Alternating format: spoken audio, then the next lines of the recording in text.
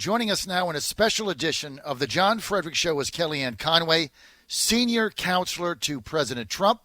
We're coming to you live today from Des Moines, Iowa, where I've got the honor of being the MC for the America First Policies Tax Cut Rally here at the Community Choice Credit Union Convention Center in Des Moines, Iowa, with special guest, Vice President Mike Pence. America First Policies is the #1 political action committee in America dedicated to promoting President Trump's America First agenda. For more information, go to americafirstpolicies.org. Kellyanne Conway, thank you for joining us today. It's a pleasure to be with you, and how lucky you are to be with the Vice President in Des Moines, Iowa today. I know I get to do the MC thing, and it's a lot of fun. I've done these in the past. We're going to have a great crowd today. It's already almost packed in here. People I'm sure. He's the greatest. The Vice President, I was traveling with him on Friday, and he's just such a happy warrior. He's a very compelling messenger, but the message, of course, of the Trump-Pence first 19 months in office is truly compelling and prosperous for so many Americans. People ignore what they hear when they know it doesn't comport and match with what they see in their paychecks, what they see in their communities, what they see in the productivity, new manufacturing construction jobs, new mining jobs, a lot of relief for farmers, including there in Iowa, and really trying to bring peace through strength and prosperity around the globe. You know, it's pretty amazing, Kellyanne, when the Vice President gets up and makes a speech at these rallies. And at the first rallies, he couldn't do this because we didn't really have all the results in. Now he's got so many results.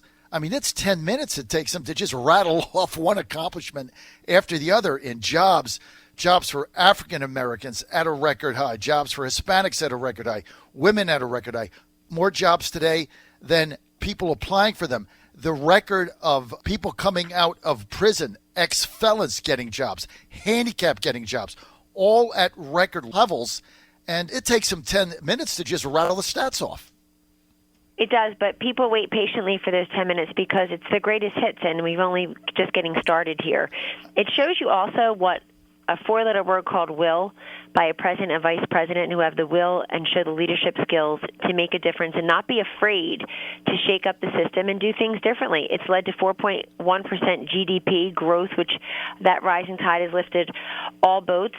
It's led to record low unemployment, as you said, but it's also led to this feeling of control and freedom and buoyancy among the consumer marketplace. I was discussing earlier today with our Council of Economic Advisors Director Kevin Hassett here at the White House, and he's talking about the fact that productivity is up, capital spending is up by employers because they went and they took the fruits of that tax cut and they're reinvesting it in their workforce, in their workplace, and in their local communities.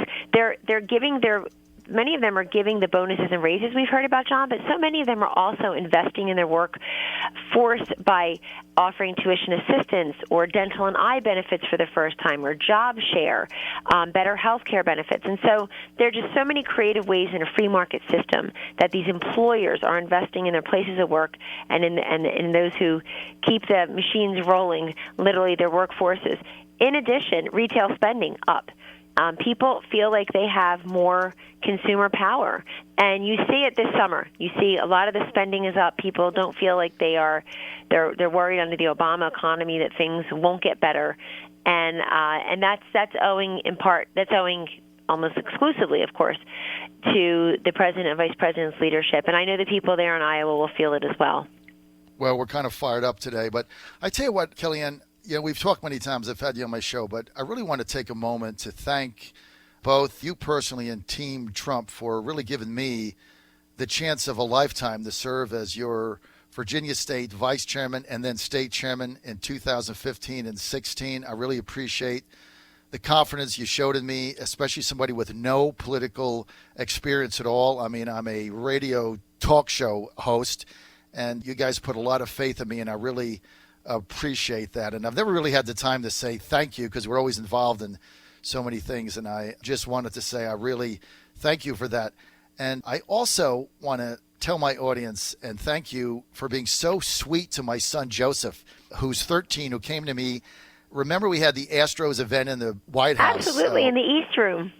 Yes, and my family, lifelong Astro fans, my son, big Astro fan, they win the World Series. So just so everybody knows, we're sitting there waiting for it to start. Kellyanne comes in now. There's congressmen there. There's senators there. There's chairman of committees there. There's cabinet people there. And so what Kellyanne does is she sees my son sitting there. She goes over to him, taps him on the shoulder, gets him to come over, gets him out of his seat, talks to him for 10 minutes, gets a picture with him while all the bigwigs are standing there. You're talking to my son for 10 minutes. I don't think we'll ever forget that forever. I that love was hearing really that. Frankly, sweet. it's why we're here. And by the way, your son Joseph is a bigwig to me, and I have two 13-year-olds myself, so I get it. But we're here. That's very nice of you to say, John, and I appreciate you sharing that publicly. I've not heard you say that before, but it's a good reminder of why we're here, why you do what you do, why you helped us in the campaign, why you helped get this man and this president, vice president elected, and why we continue to fight. It's all about our kids and the future and other people's kids. It's all about just really making folks proud in America, improving our standing around the world, certainly making us all more prosperous economically, but also increasing our security and making us feel more safe and secure. And being able to look your children and my children with a straight face, look into their eyes with a straight face and say, you are going to be better off than we were. You've seen the polling data. People weren't so sure about that for the last 8 or 10 years. They were increasingly saying, I'm not sure my kids will be better off than I was. And that was always part of the American dream, John, where we had confidence that the next generation would be better off than we are. In fact, that's what we all hope for. And people just didn't have that confidence. They didn't have that optimism. These confidence numbers everywhere are through the roof. They're undeniable unless you're the mainstream media and you want to deny it and cover nonsense instead, because you see the 95% of manufacturers and the small business confidence at an all-time high and the consumer confidence and people feeling like that their businesses won't just survive, but that they'll prosper, that they don't need to retract, but they can expand. And by every measure, things are going very well. And I have to say, more people. When we got here, more people were in poverty than 8 years earlier. You had many people still unemployed. You have 30 million people or so without health care benefits 8.5 years after Obamacare. You've got so much that's wrong in this country that this president is trying to fix.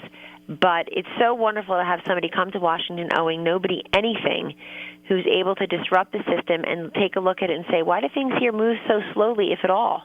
Why does Congress work 2 or 3 days a week when their constituents are working 6, 7 days a week?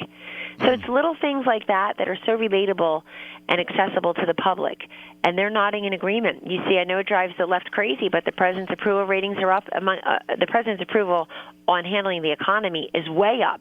They all used to brag about this ridiculous, phony poll, but they all relied upon it. Donald Trump has a 1% approval rating among African Americans, 1%. Well, according to Rasmussen, it's 29% now. Why? Because they see it. They feel it. They know that he's doing well for them and for all Americans. The unemployment numbers, as you said, among African Americans, all-time low, but also the work on prison reform and drug treatment and reform, and certainly on the funding of the HBCUs under this president's leadership. And, of course, all of the emphasis on, yes, colleges for those who choose to go to college and can go to college and make that choice and want to go to college, but also focusing on vocational technical education so that people have the skills training that they need to support themselves and have the dignity of work at any age, any stage, all races, both genders, all socioeconomic strata, all geographic locations. The results are stunning. The news media doesn't want to talk about it because it doesn't fit their narrative. That's the big thing. I want to get to the Omarosa situation. Obviously, we've all met her. You've worked with her. Now we find out that she was taping these phone calls through a pen in her pocket that was a tape recorder, which just off the bat seems kind of creepy to me. But, you know, a lot of what she says now is coming out as being debunked. And I'll just give you one example. She said, for instance, that she was offered $15,000 a month by the Trump campaign, and she called it money to keep quiet or hush money, and said that with that she had to sign a very extensive non-disclosure agreement. Well, I checked this out, right? That's the same non-disclosure agreement that I signed as part of very the typical Trump 2020 campaign. It's the same one word for word. I signed it. So that's a complete lie. And let me just ask you something. She was there 1 year. She made $180,000. What did she accomplish? Do you have any idea? Well, I just want to go back to what you said earlier, which is that people should have a reasonable expectation of privacy and confidentiality in the workplace. I don't think we have to run around asking people, "Hey, does that pen have a microphone on it?" And I think Omarosa played this a little bit wrong. She was on the campaign. The president had been, by her own description, her mentor for many, many years. She aspired to be like him, growing up in poverty in Youngstown, Ohio, being raised by a single mom like I was.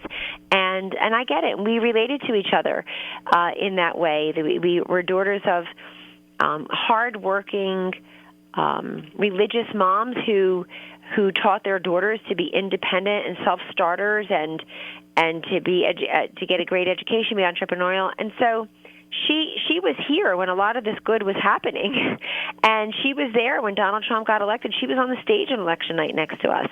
And so instead of trying to share in that credit and share in the history that's being made here and saying, wow, I'm so happy that I was the most prominent African American in the West Wing, or her office wasn't in the West Wing, but assistant to the president. But that doesn't sell books, and that doesn't settle scores. And so there's a great level of disappointment among many of us, including myself, who considered Omarosa a colleague, a friend.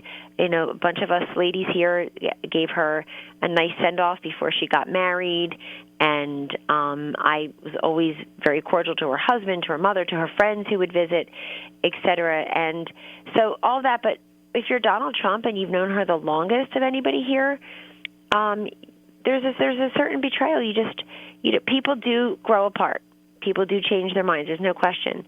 But in this case, he has said on Twitter and elsewhere that he has given her so many chances that it's disappointing. But I will tell you, and I really appreciate this. I want to publicly acknowledge my appreciation and respect for a number of the officials from President Obama's administration, not least of which now the former White House Chief of Staff, Leon Panetta, criticizing Omarosa for taping our current Chief of Staff, John Kelly, in the Situation Room.